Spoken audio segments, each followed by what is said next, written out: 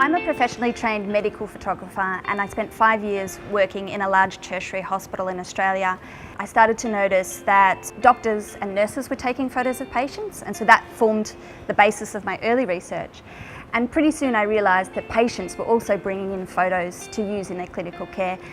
And for me, that signalled a change in the way that patients were acting, and I thought that that would be something interesting to research. Patient-generated health data is any data that a patient creates about themselves that they can use in their clinical care. It can be quantitative, qualitative or visual, and I'm focusing on the visual form. So my research is looking at what happens when patients take photos of themselves and share that with their doctor. My PhD started with being awarded a scholarship from QUT.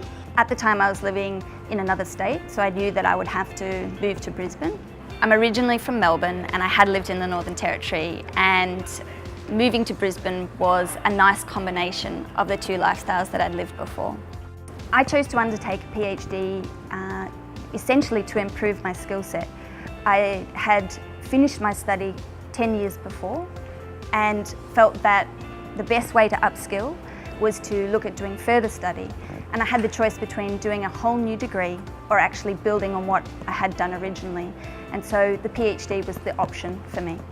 I have 3 supervisors. 2 of my supervisors come from the business faculty and 1 of them comes from health.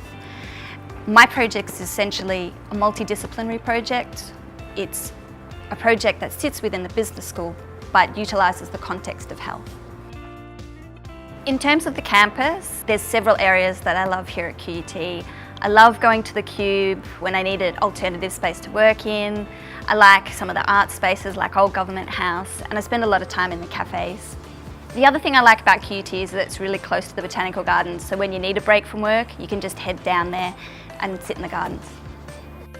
The areas of medicine where medical selfies would be most prevalent is any area that is involved with visible pathology. So that's things like wounds, rashes, even melanoma. I'm really interested to know what happens when people take photos of themselves and share it with their doctor. I think it has great opportunities to help in their own healthcare.